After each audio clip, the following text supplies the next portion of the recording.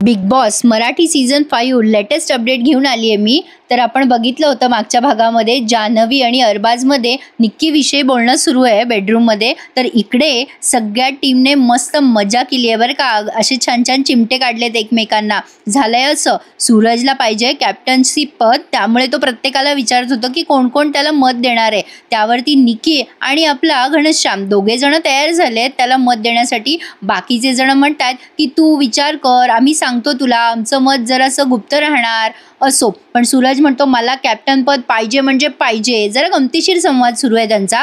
तर आता दिवस बघतोय 18 रात्री 7:15 वाजता निक्की आणि आर्यामध्ये चर्चा सुरू असते। आर्या तिला म्हणत असते माझी रास अमुक अमुक आहे, त्यामुळे मला न फार प्रॉब्लेम फेसेस करावे लागतात, असं काहीतरी त्या बोलत असतात। तेव्हा निक्की म्हणते अरे यार, मला तर न कायम फ्रेंडशिपमध्ये धोकाच मिळालाय आणि बऱ्याच वेळेला धोका मिळालाय।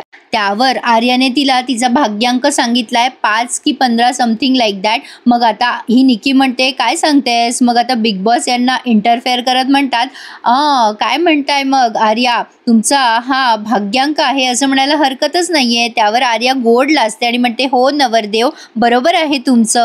निक्कीने आर्याला सांगितलंय की येत्या 24 ऑगस्टला तिचा वाढदिवस आहे आणि ती 29 इयरमध्ये पदार्पण करते। त्यावर आर्या म्हणते काय सांगतेस, मी तर फक्त 24च वर्षाची आहे।